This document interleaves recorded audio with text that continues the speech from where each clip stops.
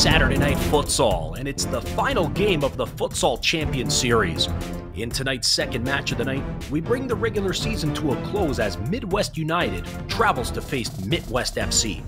The last time they faced each other, Mitwest held the game scoreless for most of the first half, and last week saw them lead by 2 goals at one point as they continued to improve as a team. United comes to Lansing after coming back late to take a point last week in an absolute thriller against Detroit Imperial. This team feels they haven't received the credit they deserve and will be looking to make a statement tonight. With second place already secured, fans are curious to see if this side will give more minutes to younger stars or bring their top squad to stay sharp for the playoffs. Will Midwest close their season with a win, or will Mitwest spoil their fun right before the playoffs? Find out when Mitwest FC hosts Midwest United right now. Ladies and gentlemen, welcome to the Lansing City Arena for tonight's Futsal Champions Series match. This is the last game of the season. I'm Jared Klepp along with Gerard Escani. Mitwest FC hosts Midwest United. And this one, there's no playoff match on the line. What it is, it's the final statement of the FCS season, and two teams that, similar to the stories yesterday, that they're both very different. Yeah, they are just here tonight playing for the love of the game. Midwest United is going to be working on getting themselves geared up for the playoffs. So Midwest FC in the red going left to right. Midwest United in the gray going right to left. Midwest United have clinched a playoff spot, and Midwest have yet to get a win. So they're looking to try to get their first win, and they're going to start with their keeper out of goal. Zach Landers is going to chip it. Interesting there to kind of try to get a little advantage right at the beginning of the game. Yeah, you'd like to see Midwest try some new things. Coach Francois talked about really this being a year of development and working on new things, and we honestly haven't seen a lot of that this season from them. So anything new we see tonight will be encouraging. Strike here coming from number 11, Gerardo Montañez.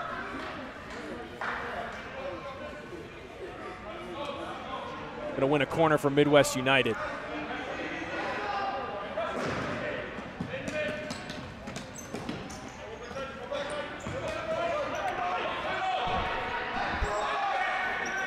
Yeah, one of the things that's interesting that we see from Midwest United is really their lineups. So typically in the starting line, we see Fikret Hasevich and Daniel De Leon. Neither of those players started tonight. Daniel De Leon is here, but it is interesting because he was actually here earlier, but I don't see him on the bench at the moment. And, Cole Russell, it looks like this is his first game. Okay, here's Daniel De Leon coming out of the locker room.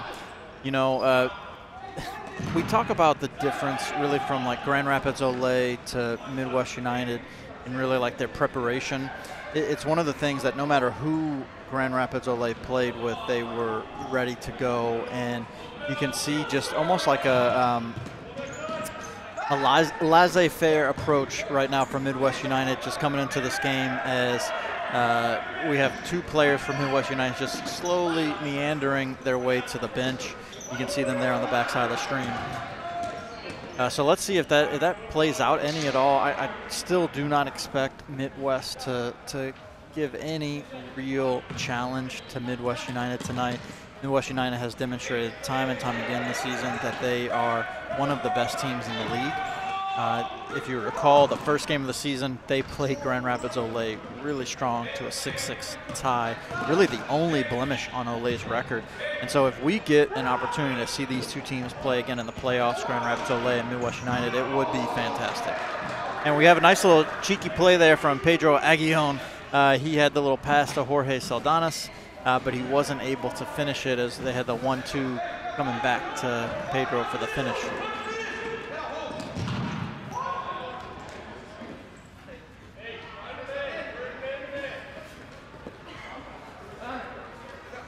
You know, we saw this out of Ole, their last 2 games against Mitwest, trying new lines. And like I said, the first line for Midwest United typically has Anthony Leon Garcia, Isaiah Meyer, Daniel De Leon, and they actually are the second line tonight. So just a complete overhaul of the way that they structure themselves and the way they format their lines.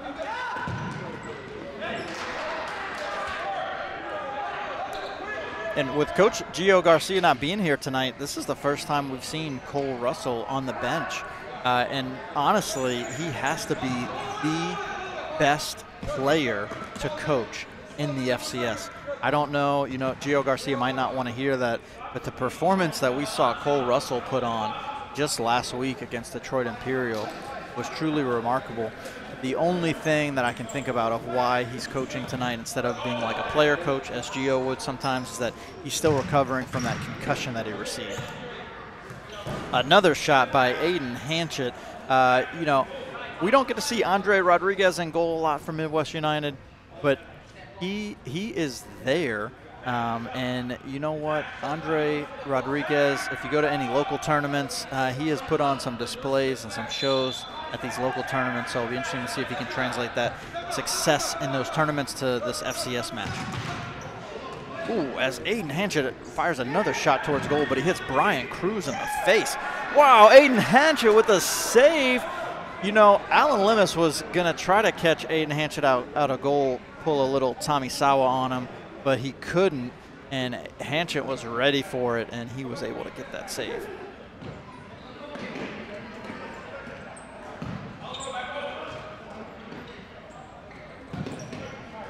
And for those scoring at home, Daniel De Leon is currently our yellow card leader this season. Not necessarily the stat you want to be known for, and most of his yellow cards have come from either dissent or not maintaining proper distance on a kick-in, which is pretty interesting. You'd think that he'd have a higher foul count with a higher yellow card count, and that is just not the case for Daniel De Leon. He likes to have some conversations with the official, very much like Sammy Esquivel. Zach Landers, you know, shot on goal, that's not something we're immune to seeing him do. He is often found on the end of a shot on goal for Mitwest. He's one of their few shot takers, and he is one of the only players to rack double digits in shots for Mitwest this season.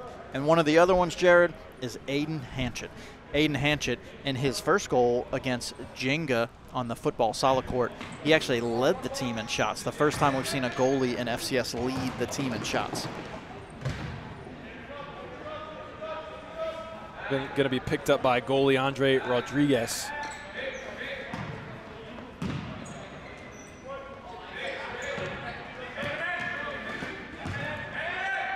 Midwest look to build, find some kind of attack here.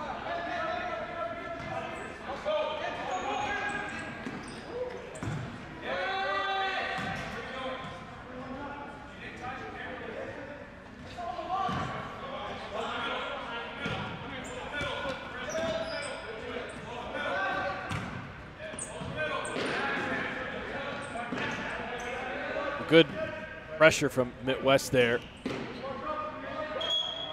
Again, early on, I know we're talking about Zach Landers, but we're seeing him. I mean, his energy is high every time he steps on the court. He's giving it. I mean, it reminds me when we talk about David Salzman giving 110%. I mean, we've seen him do the same thing. Yeah, we absolutely do, and it's one of the things that Zach Landers is new to futsal, and so to see him take that high level of energy and really use it as a strength and an asset while he's developing some of the futsal skills is you know, really the way to go for him and for Midwest. This one's scooped up by Aiden Hanchett. He's going to put it down for himself. Faced up by Anthony Leon Garcia, and he almost loses it. Has to just kick it out.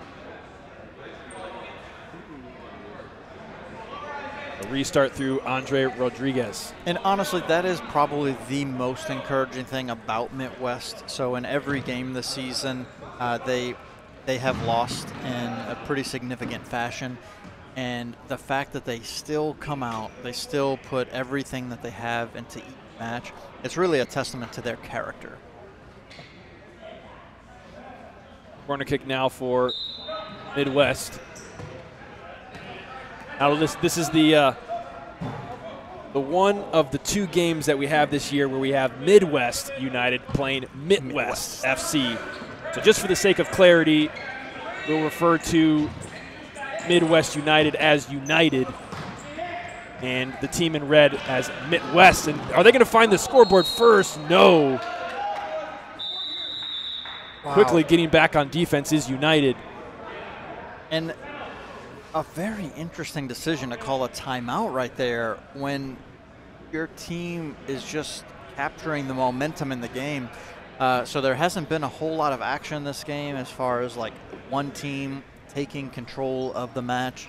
And after their first positive movement with an attempt on goal, Coach Francois calls a timeout. It's an interesting decision to call a timeout there. Today's match is sponsored by Ally Marketing. If you're looking for a teammate in the marketing space, check out allymarketing.us. That's ALLY marketing.us. Web design, graphic design. In fact, all of the graphics that you see on the streams are from Ally. They are the official marketing partner of the FCS, Ally Marketing. Let's be friends. Interesting for the Midwest side, we see normally who is in the coaching position, Gio Garcia. Yeah, and Cole Russell, as we talked about earlier, is not playing tonight. He's their coach. We did not get clarification on whether or not it was because of the concussion. Oh, it actually looks like on the way here, there was an incident that prevented Coach Gio Garcia from coming. Some standard car issues, a flat tire, which is always frustrating. That's like the worst. I don't know if you ever think about it, especially on the Michigan roads going out here. We have so many potholes. Every time you drive in a pothole, it's just that moment of like, please, no flat tire. He's got to dodge him. You have to dodge him every time. Sadly, I don't know if Gio Garcia is going to make it with us tonight. See how long it takes him to change a flat. Oh, Aiden Hanchett off the volley. But caught my attention there for a moment. For those that didn't see it, the very first tackle of the game, Midwest United against Detroit Imperial last week, there was a really nasty tackle on Cole Russell in which he did actually experience a concussion. He didn't know it at the time and only found out a day or two later that there was a concussion. And, you know, it's frustrating to see.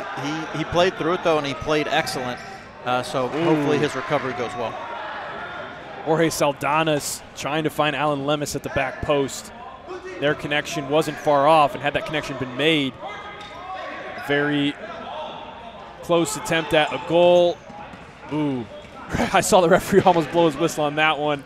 I think he said, "Hey, make sure it's on the line next time." He like tried to place it, and it kept rolling away, and his time was counting down too. So.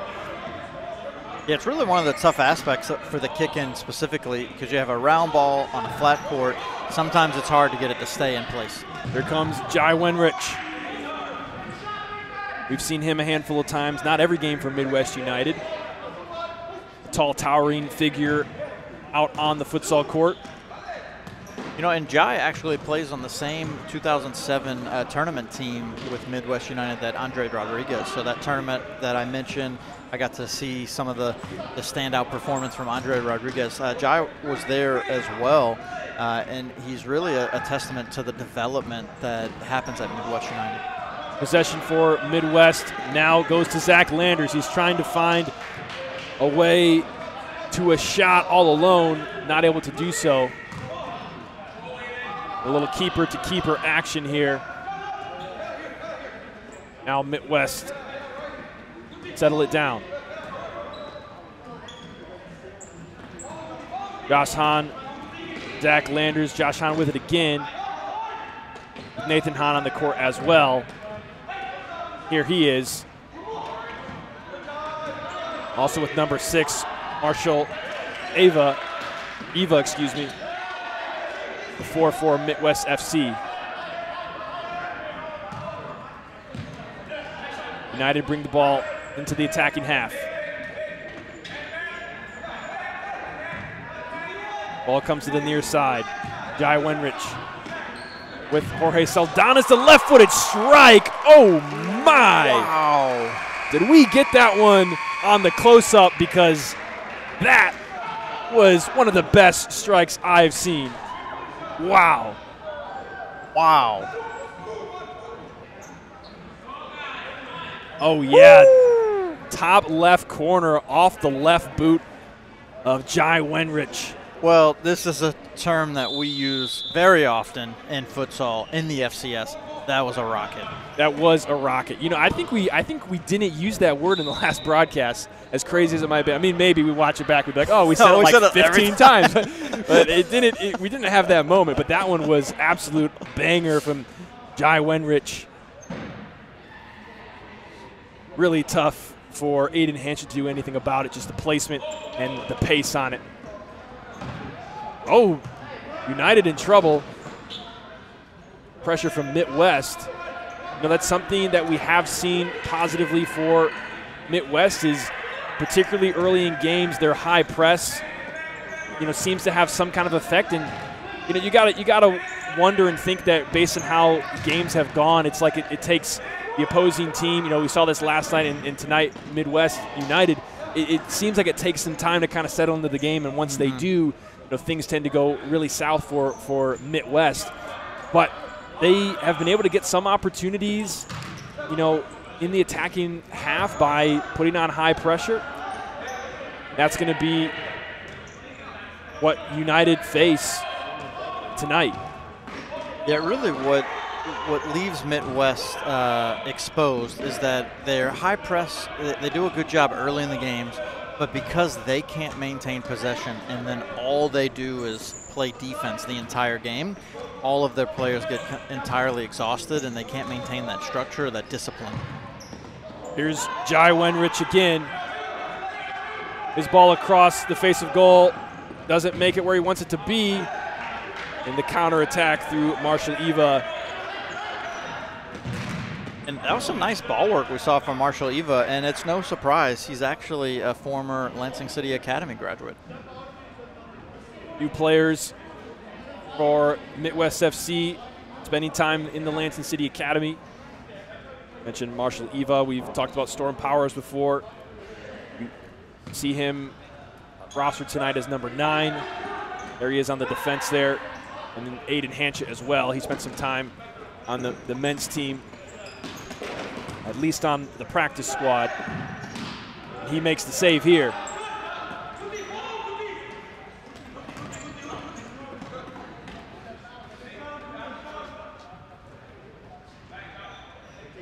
It's one of the questions that you just have to ask yourself. I know we just got done watching the game with Lansing City and Grand Rapids Olay. Joshua Pierce and Aiden Hanchett, 2 goalkeepers that played at Lansing City, but yet they're not playing for the men's team now. Why not? They have found homes elsewhere. As United's going to take a corner kick on the far side. Here's Anthony Leon Garcia. A little flick down the sideline, and he finds his teammate in the middle.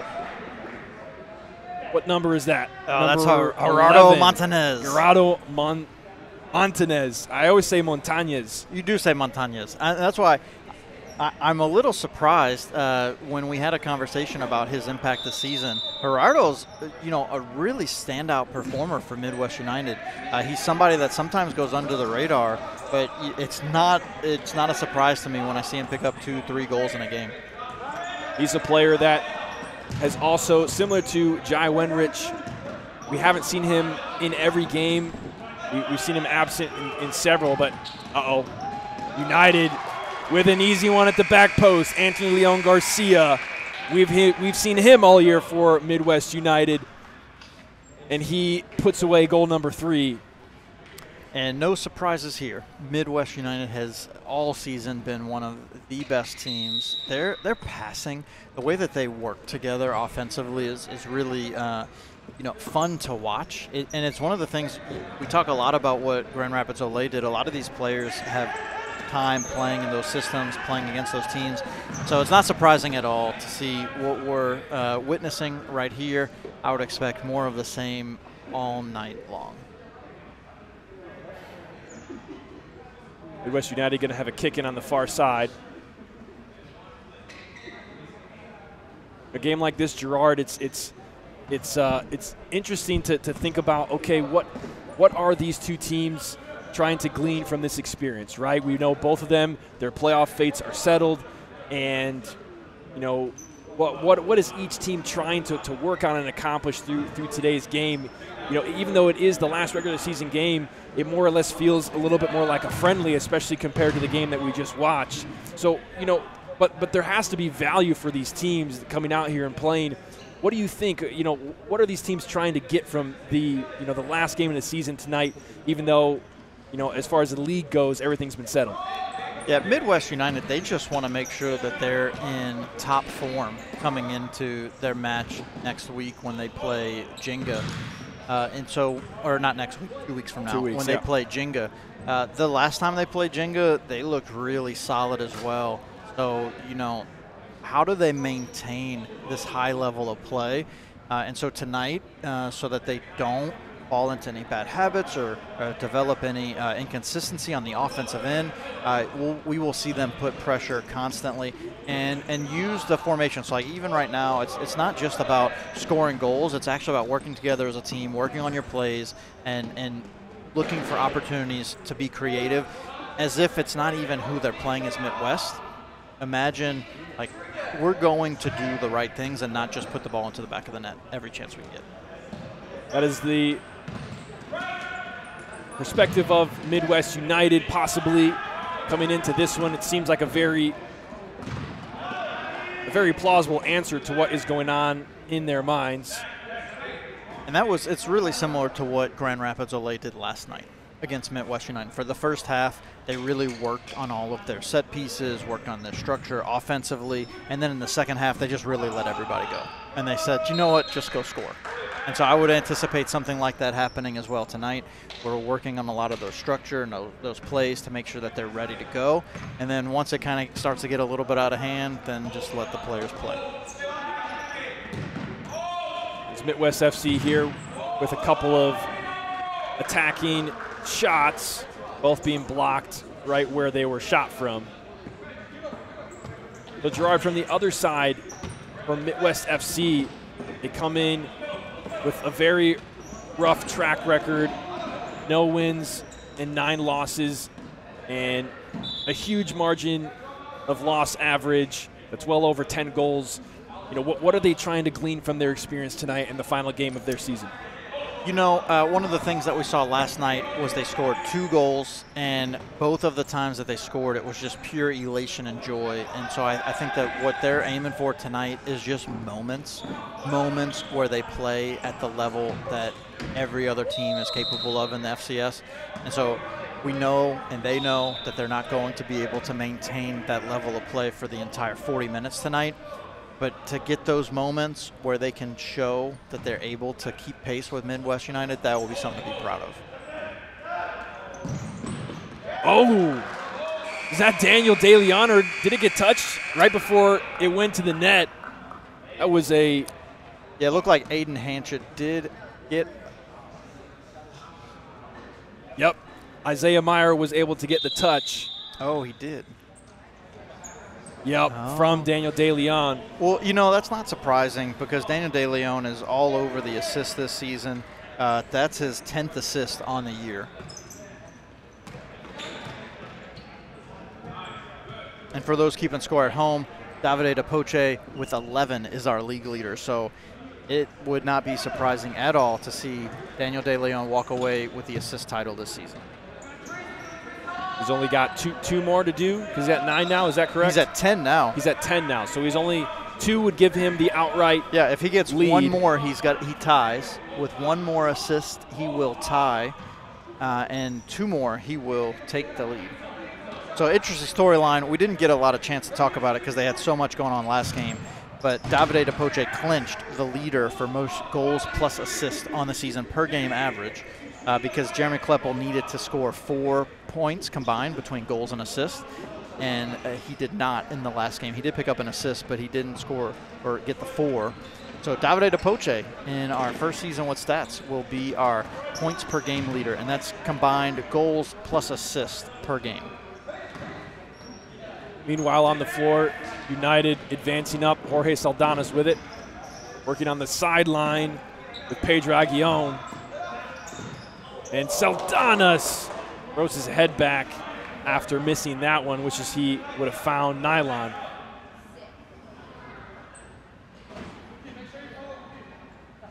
Yeah, Anthony Leon, we got a comment in chat about recognizing him. He is truly a standout performer for Midwest United. In so many ways, he's been like the glue. We talked about the first line earlier in the match where we talked about we don't have Fikret Hasovic, and we started off without having Daniel De Leon or Isaiah Meyer starting the game. Anthony Leon is also on that starting first line for Midwest United, and you can always find him having a significant impact in every game he plays. Midwest with a long diagonal, trying to find Josh Hahn near the back post. That could have been dangerous for them.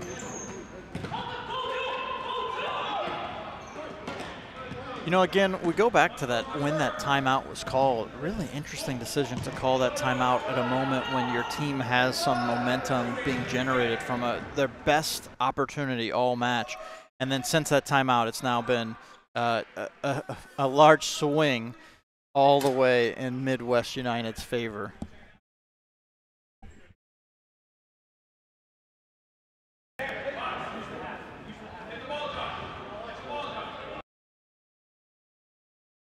And so as we're working through some technical difficulties here, apologize for the camera work. It looks like one of our cameras went down. We are going to work to get that back up for you. But great news is we got another camera ready at the helm to take advantage of this action here.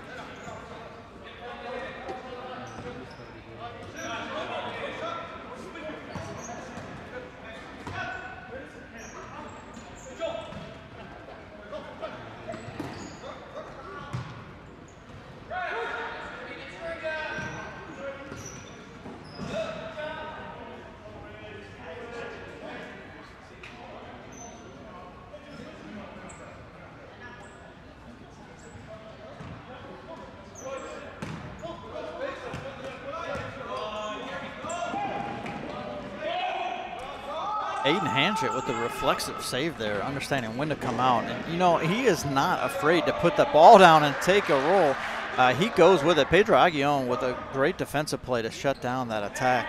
Aiden Hanchett, you know, it's one thing to see anything about Midwest and the work that they've done this year. At least we get to see this attacking aspect. You know, we wanted to see them change some stuff up. And Aiden Hanchett, you know, right now he's even playing as that's really a fifth attacker, even though he is an actual goalkeeper.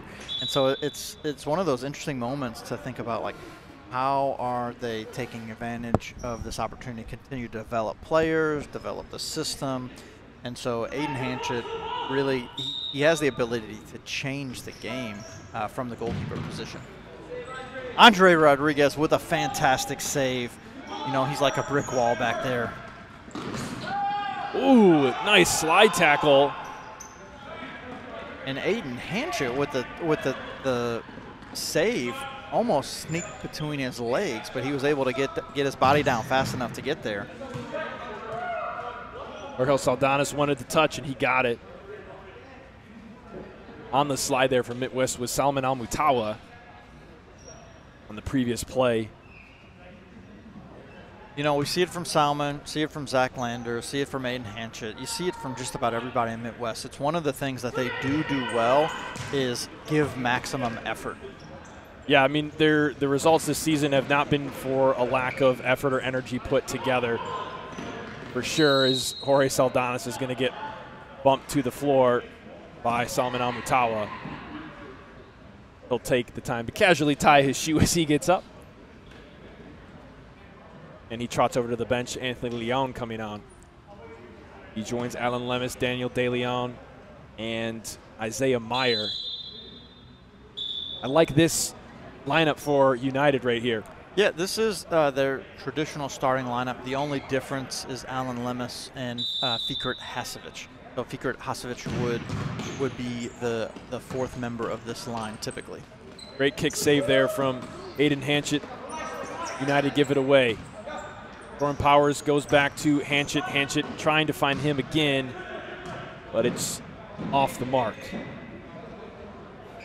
One of the things that is nice in a game like this tonight, so Midwest United in almost every game this season has used not only Jose Vicario, but they've also, once they signed Miguel Cervantes, they've used them. So Andre Rodriguez hasn't had a lot of time and a lot of opportunity in goal this season. And so this is a perfect game for him to get the game time. It looks like he's probably going to get all 40 minutes tonight, which again is not something we typically see from Midwest United. Their team, similar to Grand Rapids Olay, that likes to switch out the goalies at halftime. It's a pre-planned strategy that they have in place, and it not only does it allow multiple players to get some playing time and to stay fresh, it puts them in a position to create more opportunities for more players to see the court. Oh, outstanding read from Andre Rodriguez right there, understanding when to come up. I talked about this earlier, the performance he put on in those tournaments that I've watched him play. And this is really the part that stands out for me.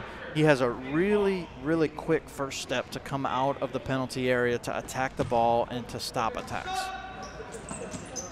Speaking of goalkeepers coming out of the penalty area, Aiden Hanchett, no stranger to that. We've seen him do it the last 3 matches. Oh, but now here comes Isaiah Meyer, just the goalkeeper to beat. Oh, he gets around him, but then it's off the post. But Anthony Leon says, hey, I'll clean it up for you. 5 goals for Midwest United. Yeah, and that's really the toughest part about having an offensive attacking goalkeeper is you really hang yourself out defensively. And against Midwest United, that's going to be hard to recover from. Isaiah Meyer with some nifty ball move there, and Anthony Leon just really understanding where to be to clean up that rebound.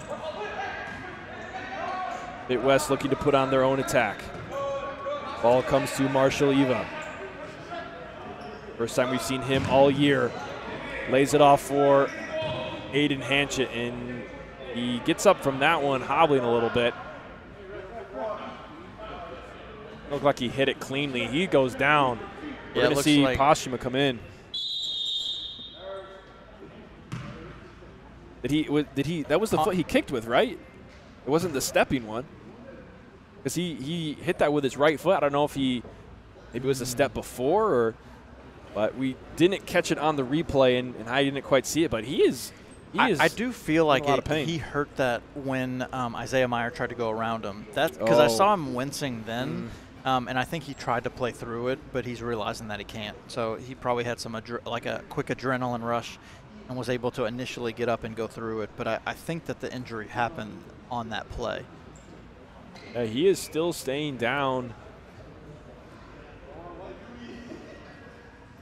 This injury clearly affecting him at the moment. Coach Francois comes out, and at this point we're just hoping that he's okay. Midwest United able to, or kind of on the other side of the court, as Aiden Hanchett gets help to his feet. And look at that, the officials helping him off.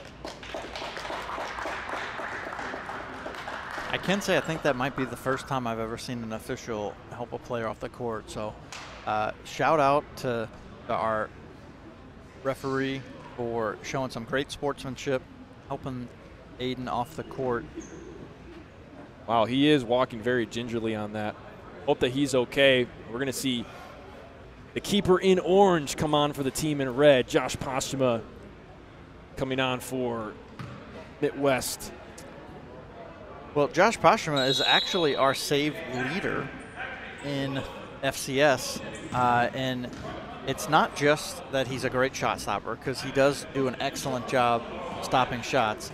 It really has a lot to do with how many shots that Midwest allows. So I would anticipate tonight Josh Postuma building on his already extensive lead for saves this season. He's faced a lot of shots this year. He comes in with 3.5, 4 minutes to go in the first half. We'll see how many he faces. Here's Isaiah Meyer.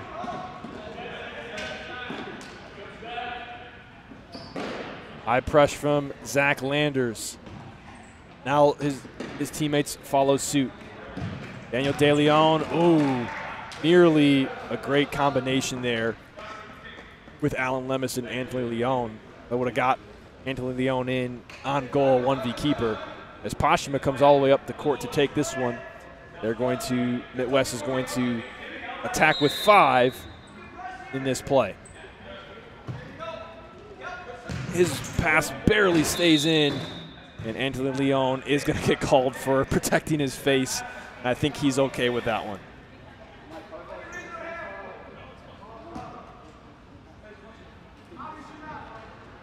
And one thing that is interesting, that does count for the accumulated foul total, the handball. Yes, it does. And oh, Andre Rodriguez called upon in a hurry, and he turns that one aside. Mitwest will have a corner.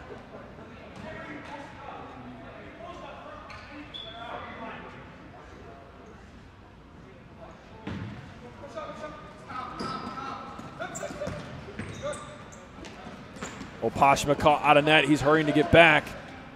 Oh. That was number 6, Marshall Eva, who bought him time. Anthony Leon was threatening to put another one away. Pashima goes long, looking for Marshall Eva. Not there. Isaiah Meyer with Daniel De Leon on the far side. It's by 1. Finds Anthony Leon, back post. Finished, Alan Lemus. Every player from United touched that one at least once in the build-up, and they have goal number 6. Everyone did, and you know, it really in a lot of ways was really created by that nifty ball work by Daniel De Leon. He's somebody that we have seen consistently time and time again all season on the ball, displaying creativity with a great pass right there to Anthony Leon. And then I do think that was a shot by Anthony Leon. That just got deflected. I don't know. I think it was a pass. You know what? We can give him credit for the assist. I think it was a pass. We'll have to ask Anthony Leon. Were you shooting there? You know he's going to tell us it was a pass. I think it was a pass. Zach Landers with definitely not a pass, challenging Andre Rodriguez once again.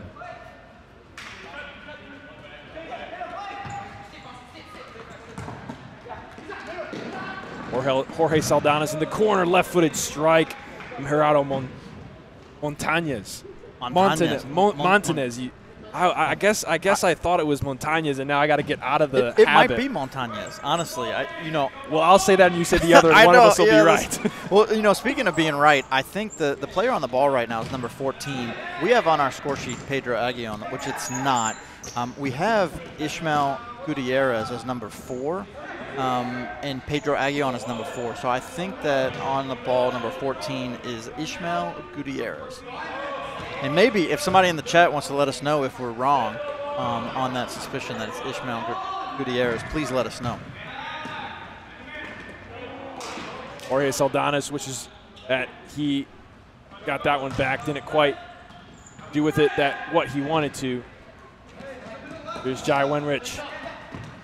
Looking inside, not there. Zach Landers, he gets the ball in transition, 1v1, toe poke, not there. You know, it wasn't there. He didn't finish. But the thing is, he had the effort, and that's the great thing you like to see from Zach Landers. Oh, nice cheeky chip from Jai Wenrich as he puts his name into the score sheet once again. Calm, cool, collected with that 1v keeper. You know, one of the things time and time that we see from Jai is just absolute composure on the ball. Like, that's one thing, going back and watching some of the game film from United, he just has a knack for putting the ball in the back of the net. Similar to how we talked about Luciano Cernuda. Jai might not have the flash that Luciano has, but he has the composure. So Midwest United now up 7-0. Under a minute to go in half number 1. This one passed just not to anybody. And United will take over.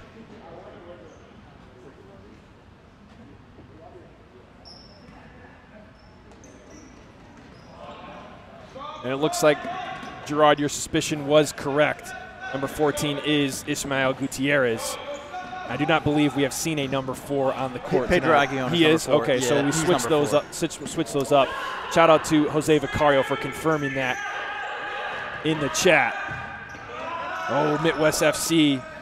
Marshall Eva was threatening near the goal arc, but not there. Well, we know Jose Vicario's watching, and it's you know, a moment to really recognize him. It's one of the things as we were really compiling stats and analyzing the best goalkeepers in the league for the longest time until we tabulated some of the saves from Josh Postuma. Jose Vicario was the leading save leader in all of FCS, and that's with him playing only 20 minutes in a lot of the games this season because Miguel Cervantes plays a lot of those matches as well. And so that was really surprising to me, not because of Vicario being at the top, but because he had so few opportunities with the amount of time he played, but to have such an impact.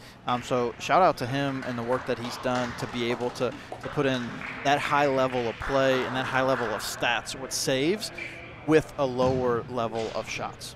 And he's not here tonight, but his team has shown up, and they are on the scoreboard 7-0. Right now, not a lot of opportunity for Mitwest. They had a couple that were, you know, they've gotten into the arc. They challenged Andre Rodriguez a couple of times. Zach Landers, we've seen him in transition, you know, have some opportunities and challenge Andre Rodriguez. But it's a similar pattern to, you know, the game we saw last night where the team from Grand Rapids is putting it on heavy for the team from the Detroit area. Yeah, I mean, Midwest United has really not disappointed all season long. They've shown up really strong this season, and this is not a surprising scoreline whatsoever. If anything, you know, I'm a little surprised they don't have more goals, but it's one of the things that we've seen time and time again. Mitwest FC, they come out pretty strong in the first half, and they take a little time for other teams to really break them down defensively. But once the other teams do, it kind of snowballs really quick, which is what we've seen here tonight. Well, we got just a few minutes of a halftime break, so we're going to step aside just for a moment. But we have second half action coming up right after our sponsor break.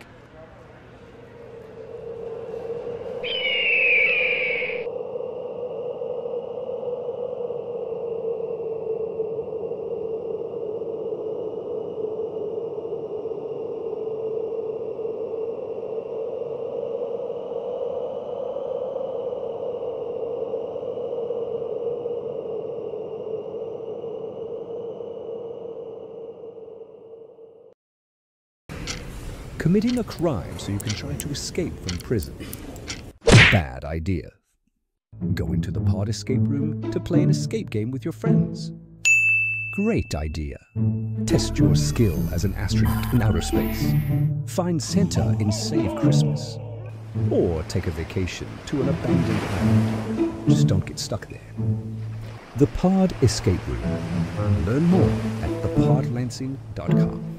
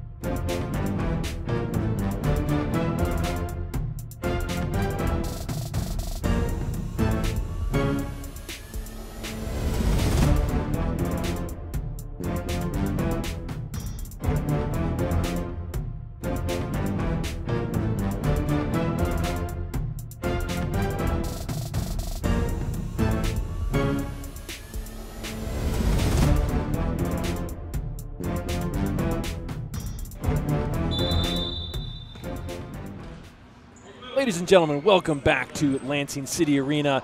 Half number 2 has kicked off. Midwest United in the gray going left to right, facing off against Mitwest FC in the red, right to left. Yes, their names are one letter apart, Midwest, Mitwest. But we refer to the team in gray that has a shot here as United, just to make things easier. And Gerard, United has gone up by 7 goals in the first half. Yeah, and we were not surprised at all with what we saw. They were consistent, they were disciplined, and they got a lot of opportunities on goal. And they have possession here.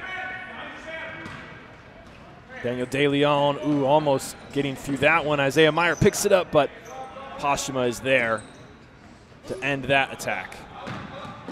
All the way up to Zach Landers in the yellow shoes. Yellow versus yellow right there. For some reason, I always notice yellow shoes. I don't know what's up with that, but I'm always talking about yellow shoes. Oh, this one gets through the 5-hole of Postuma. Isaiah Meyer adds to the Midwest United tally. They have 8. You know, it's one of the things, similar to Grand Rapids Olay, from top to bottom, they have so many players that are really just solid overall. Isaiah Meyer is very much in that mold of a player that is very dependable, very trustworthy on the court. You could literally put him anywhere, and he's going to be successful. Midwest playing out of the back. Moment here for Jimmy Saval. Not quite able to keep with the attack, but does win a corner for Midwest. You know, one of the things that is a little interesting tonight, so Daniel De Leon typically plays as a fixo, which is more of like a defensive-minded, playing back near the keeper on a lot of the restarts and stuff, and he plays out of the back, and he's really their creative engine. But without having Fiekert here tonight, he's playing in that in Fiekert's position, up at the more like the striker-oriented of fixo. And then there we go, Anthony Leon just putting in the back of the net. You know, sometimes you wonder with the way that they take the free kicks at Midwest, it really leaves themselves exposed for a lot of these open goal opportunities. And actually, I'm sorry, it wasn't. I think it was Anthony. It was Leon. Anthony Leon. The officials just came up to us and reported the goal as being scored by Daniel De Leon, but it was not. It was Anthony Leon. Great save from Andre Rodriguez. The goal created by goalkeeper Josh Postuma coming up as he is right now. We've seen this a few times in today's match. Their Midwest is choosing to, on these deep kick-ins that are deep in the attacking half, I should say, they're choosing to bring goalkeeper Postuma up, and he's got to sprint back for this one the whole length of the floor. The question I ask is why? Why do that? Like, why set yourself up? And it's not like they are trying something new tonight, and it's like, oh, wow, this is an opportunity to expose. Like, we've seen this happen so many times, and I was surprised the first time that Postuma came up to take a corner kick because of that exact reason. And we've seen so many goals this year off of free kicks or set pieces because they just don't have a goalie in the penalty area. Well, I think I can tell you what the intent is. The intent is that, you know, it's not uncommon when you're flying the keeper for a 5th attacker, or even if you bring in a 5th attacker in place of the keeper, it's not uncommon for that player to be all the way up the court in one of the furthest corners, because they can play the ball as much as they would like in that case, and depending on their ability in the game and where they fit into the game, that might be the best spot for them. So I think they're trying to do something along the same lines, but clearly it seemed like the risk has been more a risk than a reward up to this point. So you're absolutely right. When teams fly the keeper, that is something they do. But that also comes with a condition that they maintain possession, which is something that Midwest does not do. That is very true, and they have had struggles with that all year long. And if you can't maintain possession, and you fly the keeper, and you put your keeper in the most advanced position, what are you doing to yourself? It's a big exposure is the answer. Here is Postuma looking to go up the floor. That's going to be a 4-second call. Felt a little fast to me, but it did feel a little fast. But that may just be because in other cases maybe referees are giving it a little too much time. Because I felt that before, throughout the year this year. Sometimes I think the count doesn't start as quickly as it should. Jared, time is relative. Time is relative. I remember you said that once. Time is relative. So 4 seconds to you is not 4 seconds to me, at least from one referee to the next. So it's going to set up Midwest United with an indirect free kick on the top of the arc. Midwest with 2 players on one post. Poshma blocking the other one. It is indirect. It's going to be touched. Goes to the second player, Jai Wenrich, and his shot takes a deflection and goes all the way to the ceiling. Jai's another player I'd like to see in this skills competition to see how hard he can kick the ball. I still think that Thunder Thighs is going to take away the title, but Jai's got a really strong leg. Here he is with it again. All the way up the court, Ismael Gutierrez. Jorge Saldanis into the corner. Pedro Agrion getting involved. And a block from Poshma. Mitwest the other way. A little grab there from Jai Wenrich, not enough to warrant a whistle. It's really a deft way to play right there. Like he took advantage of the little grab and pull, but he got away with it and won the ball back. Pedro Aguillon just not quite up to pace with where the play was and leaves an open back post opportunity.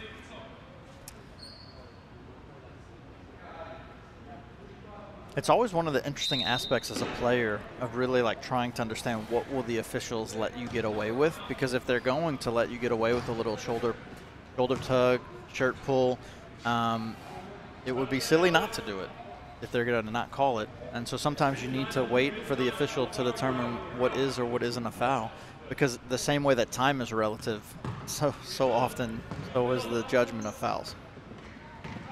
One of my coaches in sports growing up used to say, if the ref blows the whistle, it's a foul. He's the one that gets to decide whether it is or not. Zach Landers looks like he got pulled to the ground there. No call. Well, now clearly, here comes no whistle, no foul. No whistle, no foul.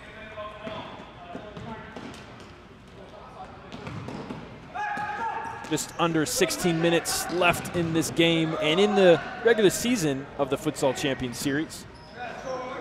Ball almost getting all the way to goalkeeper Andre Rodriguez, but West United continue with their possession.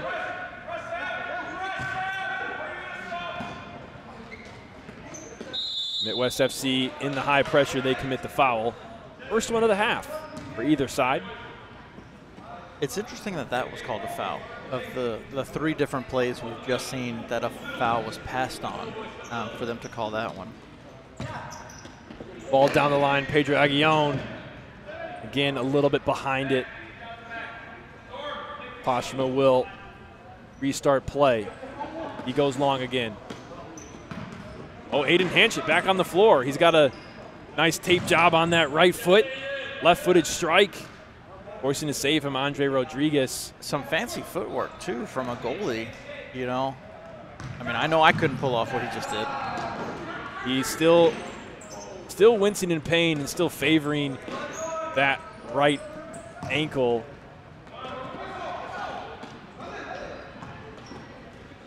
But continues to play. Good takeaway there. Number 9, Storm Powers. Fortunately, doesn't go anywhere positive on the attacking portion. You see Midwest United in there with their starting 4 back on the floor.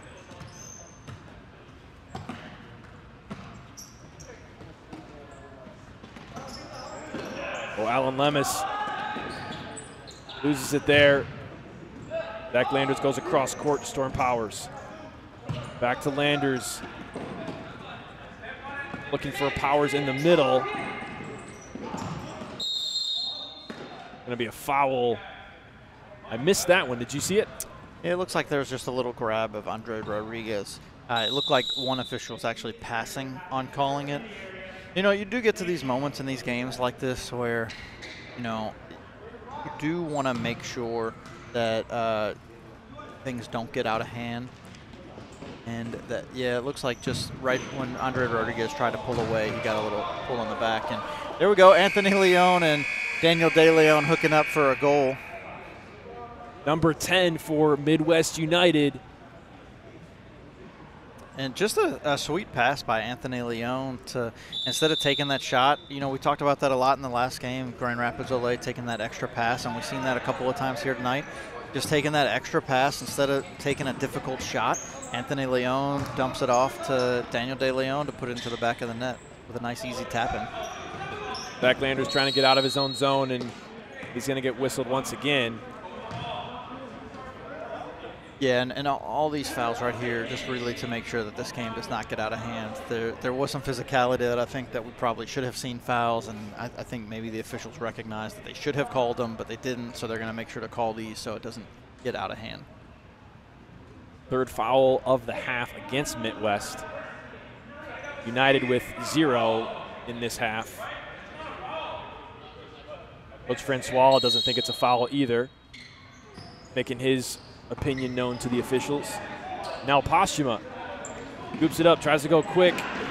Touch, settling touch from Landers, not quite there.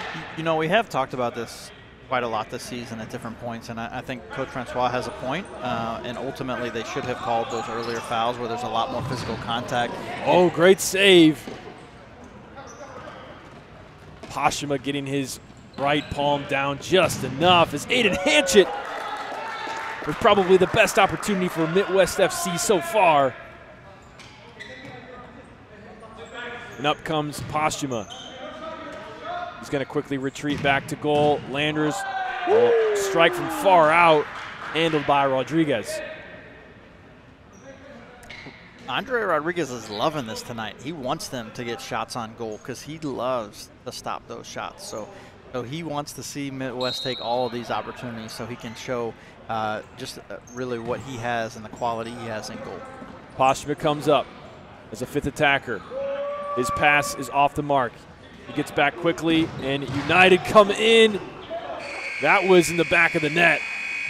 That was number 6, Isaiah Meyer. And another great pass from Anthony Leon to set that up.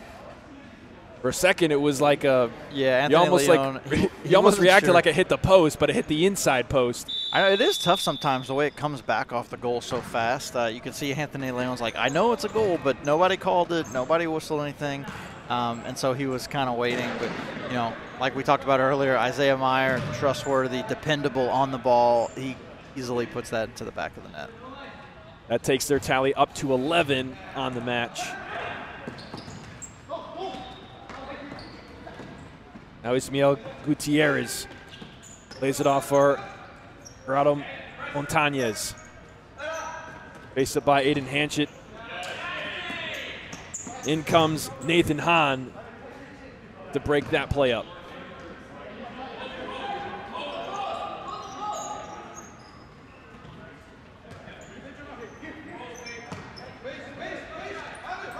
Guy Wenrich with some space, left toe poke. Nearly put away by Pedro Aguillon. That brings us to timeout number 1 of the second half, called by Midwest FC.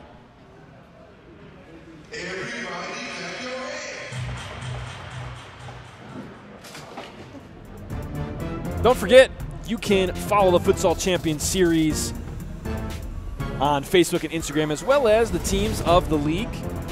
So support your favorite teams on social media. And just recently, within the last 7 days, the FCS Live team has tracked all the stats for the year. Gerard, you and Jennifer, who does a lot of our interviews, were a huge part of that. You guys basically did the whole thing yourselves. And it's really sweet. You guys should check it out. Those of you that are watching, futsalchampionseries.com. You can navigate to What's the tab they got to navigate to? Schedule and standings? Yeah, schedule and standings. And when you go to schedule and standings on futsalchampionseries.com, you click on that. There's a drop down. You can go to either scores or leaders, and then you'll be able to access some stats.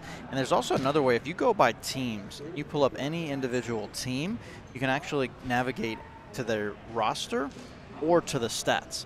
And so one of the things that we've also tried to do with the league is to get bios for all the players. So check out the roster of your favorite team, look at the player bios. You'll find some interesting facts in there, but then you can navigate to the stats tab as well, and then you can see one of the things. Like tonight we were talking about Frankie Mendoza, and you know, he had 8 saves in the first half, and I wasn't sure if that was the most saves he's had all season or not, and I was able to quickly navigate to the games tab and see the log, and 8 was the most he's had in a single game all season. That's a very fun information to have at your fingertips, especially as we wrap up the regular season and head into the playoffs. This long pass headed away by Zach Landers. And the attack of United is going to fall into the hands of Postuma. Marshall Eva holds it up. Goes back to Aiden Hanchett. You know, going back and logging a lot of the stats in the games, the first line for Midwest United has been consistently solid all season. We've talked a lot about them tonight, but Gerardo Montanez, he's somebody that really was standing out to me. I almost feel like I just can't say it the way you say it, Jared. Montañez, he stood out to me in such a meaningful way, the impact that he's had all season, because he's just so consistent. He's just a reliable contributor for them. Pedro Aguillon just barely missing there.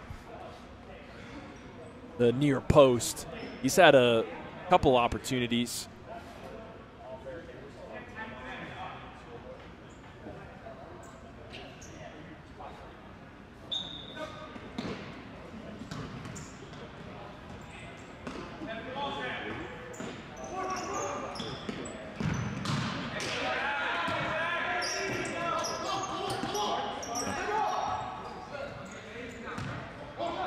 Now here comes Midwest United, left-footed strike.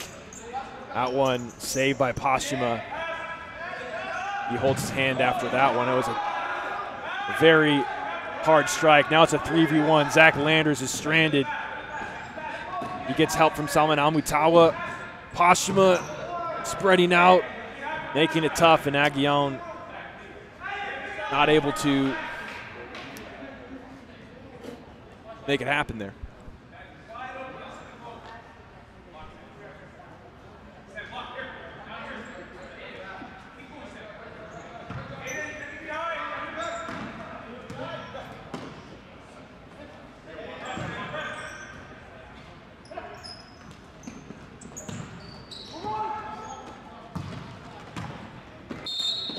And speaking of going back and keeping stats for some of these games, Guy Weinrich, he had one of really the most interesting goals all season. It was really fun to watch. So we see these long court distribution plays many times, and a lot of times they either result in controlling possession or either like a loss of possession.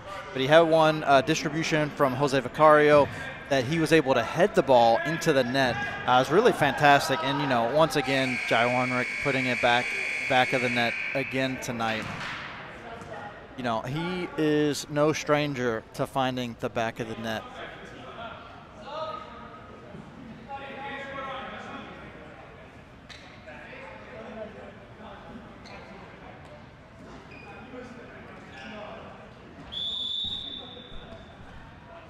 Midwest United pick up goal number 12 there with just a half of a half to go.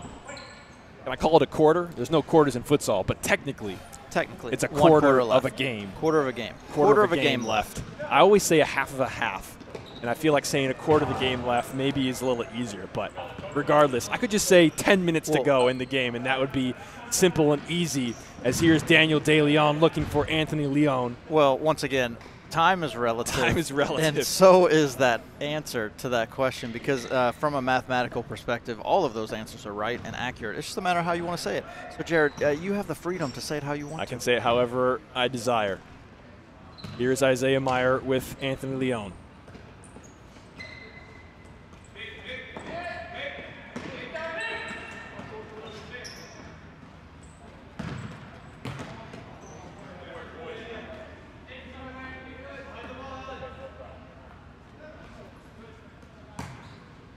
Now here is Mitwest with it in the back. Off the bench, Josh Hahn.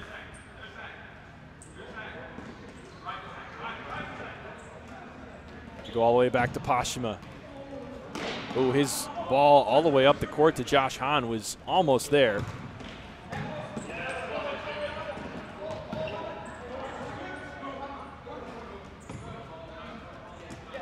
Here's Marshall Eva. Is a 1v1. Chooses to go back to Zach Landers. Low pressure from Midwest United. They are content to sit back. Once Midwest is getting across half, they're applying a little more pressure. Great effort there from Marshall Evo to win it back. Transition moment, toe poke, save from Andre Rodriguez.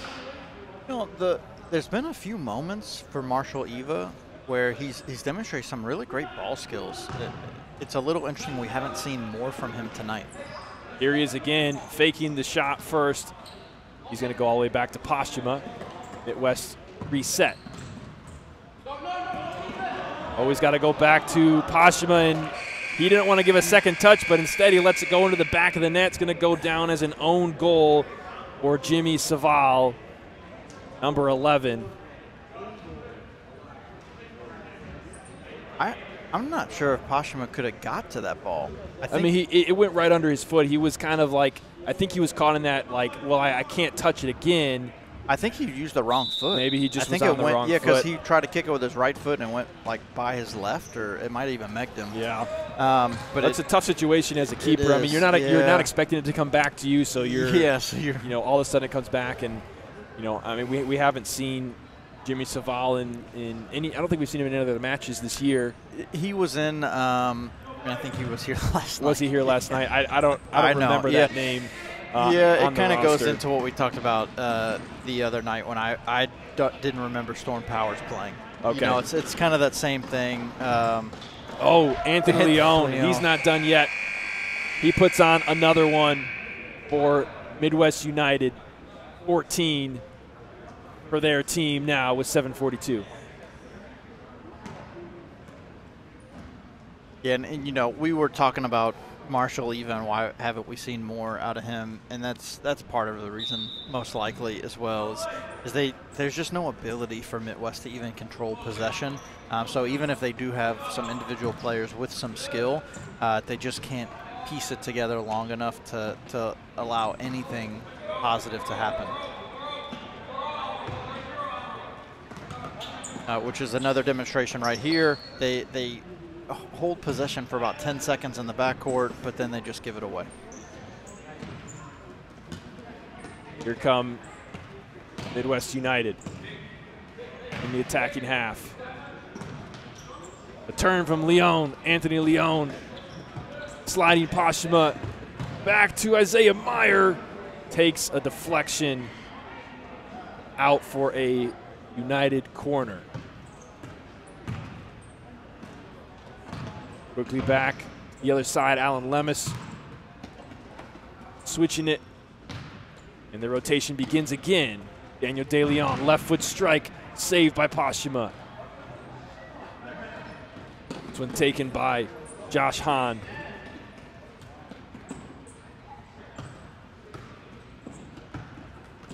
Midwest dealing with the United high press. What can they do here? They get it out.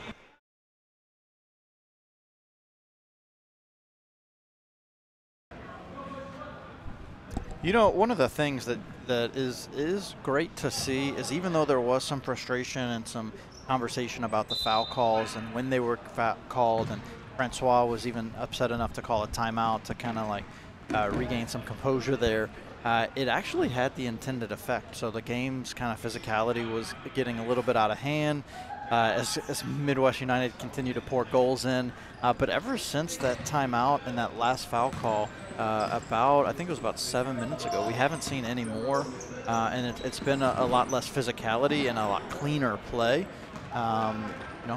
Several more goals from Midwest United.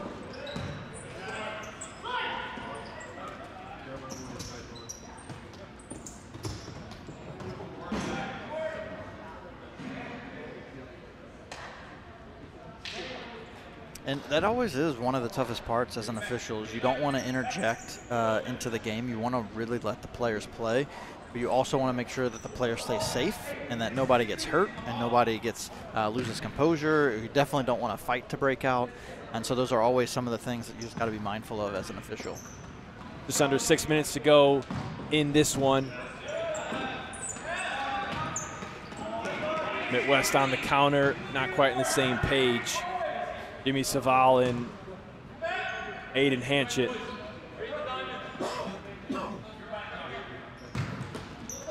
Up the line, Jai Wenrich. Poshma comes out, clears it. Doing well to come out to the edge of his penalty arc.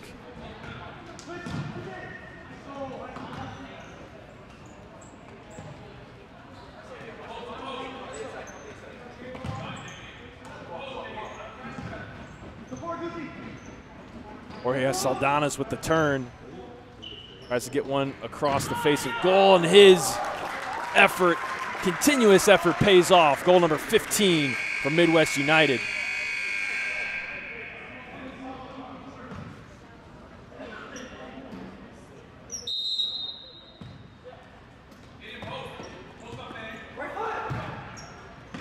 Dim getting the opportunity at the top of the arc with his perseverance. Now Mitwest going the other way. Andre Rodriguez sliding out. Doesn't touch it, but applies enough presence there to disrupt the attack. But now Mitwest again.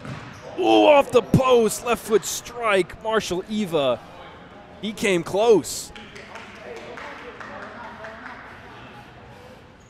And he gets a little applause from the crowd here. We got some Lansing City fans that are repping Marshall Eva right now. Oh, save from Poshma. That was interesting. He was far out into his arc and made the save near the top of it. Great work from him.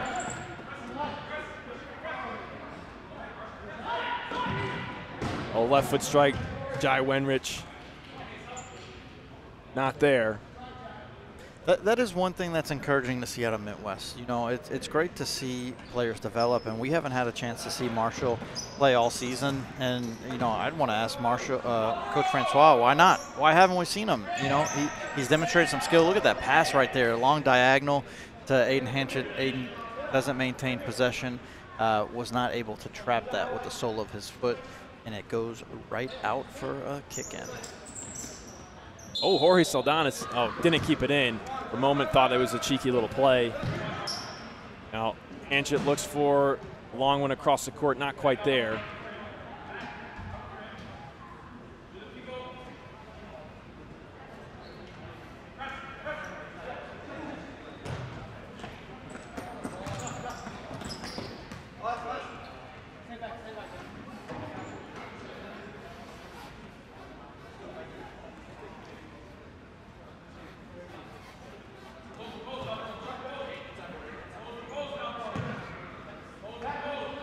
Goalkeeper Andre Rodriguez comes out of the arc for a moment.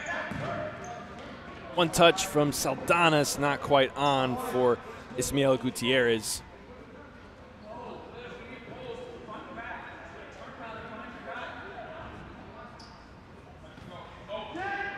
Four minutes left in this one. A 15-goal advantage for Midwest United.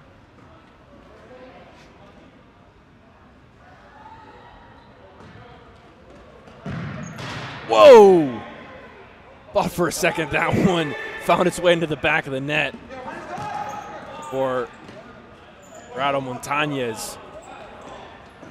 It did not, but on the other side, Marshall Eva, a little turn there and a strike got it back again. Saldanis is there. He keeps it in.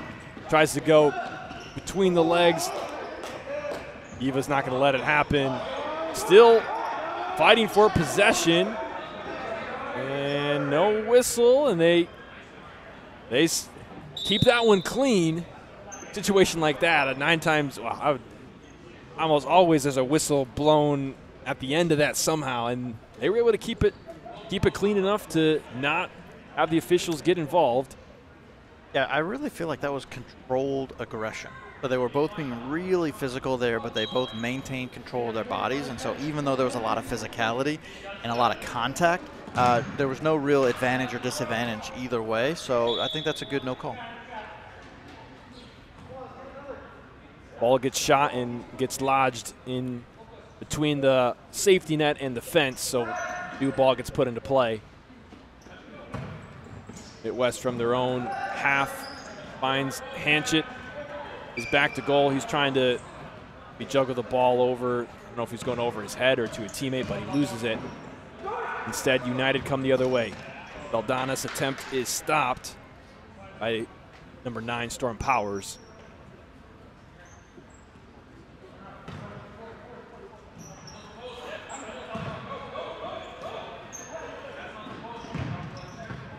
Oh, the pass shot from Jai Wenrich finds its way to Ismael Gutierrez. And Ishmael was trying to do his best Luciano impression right there with the little back heel flick. That was outside of the foot instead of the inside behind. Very little. It's a little flashy right there for sure. For goal number 16. Another one here, certainly Anthony Leon from just probably 2 meters away. And United have 17 up on the scoreboard. We've talked about this before and the games that we've seen for Mitwest, but just the challenge as a player to be down by so much and to be consistently down by, you know, not all their games have been by this much, but you know, their average loss is well over 10. It's probably in the range of 15 to 16, and it just is it's kind of, it might weigh heavy on the players a little bit. I mean, coming out to play and getting beat by that so much, it's like, well, it's got to affect you. One thing that affects you is Daniel De Leon right there. Instead of taking that shot, you know, he has his eyes on the leaderboards. He wants to lead the league in assists because he's trying to get another one. You wanted to find Anthony Leon for another one. Not there. He's got 2:30 left to go. How many does he need? He still needs 2. He still needs 2. I don't think that he's picked up another assist since. Actually, he has 2 now. Actually, he only needs 1. So he's tied right now. Yeah, he's tied right now for the league lead. And because of alphabetical order, he actually will take the crown. Because that's our tiebreaker. That's currently. Garbage. That's garbage. Our tiebreaker is alphabetical cannot order. Be alphabetical order. That there is no chance. They share that crown 100%. Well, there's only one person that gets their picture, and it's going to be Daniel De Leon. It's going to be the one that's. Yeah, and unless we get a recount for these goals, which honestly, you know, when you think about it, throughout this entire season, he is the player that I've appreciated the creativity from the most. And I think a lot of times we see assists that, you know, how much of it was actually the person that scored the goal that creates it. Hold on a second. Poshman goes down. He got hit. I don't know if he got hit in the stomach or somewhere worse. Looks like it's the air knocked out of him. I think that's probably better than the alternative in this case. Yeah, there's definitely a region you never want to get hit in. And luckily he didn't. But as far as De Leon, you know, so many of his passes, there like that is. One right there, like that wasn't De Leon that passed that ball. Was it not? Oh, I thought it was him. Wait, actually. Let's see. Do we have it? I thought it was him. Yeah, that was him. Oh, it was De Leon. Okay, yeah. So he takes just it. like that, right? That's no alphabetical order involved. That's a perfect example of the type of passes that he makes. Is he sets his team members up to easily score. it's not like he is having these assists come from his team members creating, like Isaiah Meyer does right there. Like, if he would have passed that to Isaiah Meyer creates that entire play and puts that into the back of the net himself. So many times when we see Daniel De Leon get an assist, it's because he created the pass. He passed where the player was going to be to set them up. But, you know, another outstanding effort from Isaiah Meyer. So the question now, Jared, is are we going to see the most goals in any game tonight? We certainly could with 90 seconds to go. Currently at 19. 22 is the number to beat, correct? It 22 is. goals in a match. Yeah, and then also this could potentially be the largest goal differential in a game. I'm trying to pull it up. Is it? I think it might be 19 because it was 17-2 for Lansing originally over Mitwest, and then yesterday it was 20-2. That made it 18. So yeah, I think this one would be the largest. As long as they maintain this lead, it would be the largest, and we need 3 more goals to take the most goals in a game. Scored. Yeah. Alan Lemus going to try his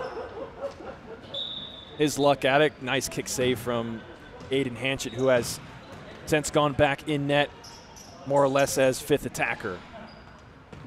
And only 1 more goal would be needed to tie the most goals scored by a team this season. That was set yesterday by Olay when they put up 20 against Mitwest FC. Just 41 seconds left. Yeah, for those fans of stats, it's one of the reasons that we had to really look at statistical significance for our league leaders.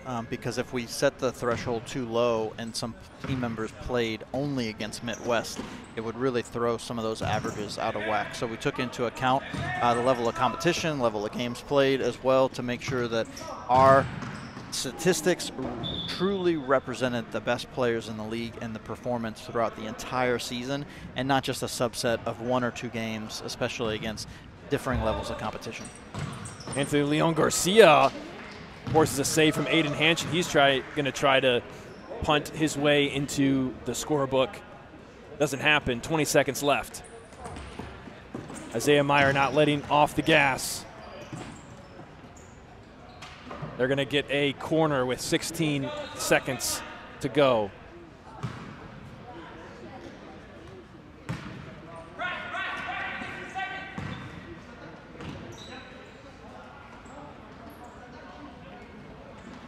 Al Lemus able to keep this one in.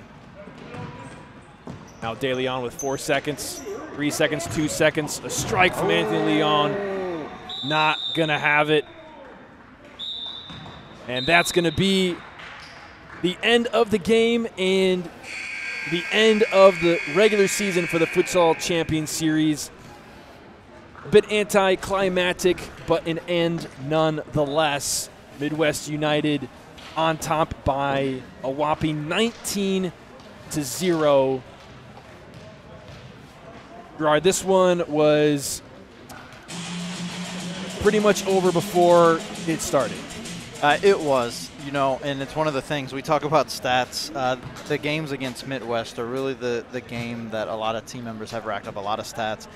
When you think about Anthony Leon, he obviously had a big impact in this game, but he walks away with 5 goals and 5 assists in this game. The double 5. Just that is the most goals and assists we've seen from anybody all season long. So last night against Midwest, we had a record this season because Jair Riel hit 6 goals, first time anybody's hit 6. And then tonight we get a record of most goals plus assists in a game. So, you know, it's one of the things when you think about what we expected this game, this is exactly what we did expect to see. Well, this is how this one ends today, 19-0, and that's how the FCS regular season ends. But the FCS will not end with this game because we have 3 more games to play, 2 semifinals and a final. Reminder, the 2 semifinals will be played by the highest seed that is hosting, so that it's going to be Grand Rapids Olay hosting Detroit Imperial on Sunday, March 23rd. I believe that one's going to be at 5:30, but the official time will be announced soon. And then Midwest United, who we saw here tonight, they are going to host Jinga FS at their facility in Grand Rapids. That one's going to be on Saturday, March 22nd. and I believe that one is at 6, but the times will be announced soon. And then 1 week later, March 29th, the finals for the FCS. In the first year, doing a home and away, it's going to be right back here at the Lansing City Arena. Gerard, we have some exciting futsal to come. Yeah, we have some really exciting matches. When you think about Jenga going on the road to Mitwest United, that's going to be a great game to watch. They always travel. They have a fan base come out to their games, so that's going to be a lively environment. And then Grand Rapids Olay against Detroit Imperial, they had just a couple of knockdown, drag-out fights as far as like the battle between each other. And so to see them get to play for the 3rd time in just about a month, there's going to be a lot of physicality in that game. I can already see it coming. We are definitely going to have some, we've seen a lot of energy and intensity between those two. So some great games coming up. We're going to have our first week off ever since the Christmas break in the FCS, so no games next weekend. We will be having the third half podcast, so make sure you join us on Thursday at 8:30 p.m. We'll be previewing what's to come in the playoffs and maybe recapping a little bit of what brought us here to this point. But that's going to be it for all the FCS live team tonight. I'm Jared Klepp along with Gerard Iscani, along with all the other production team here. Thanks so much for tuning in, and we'll see you guys in the next one.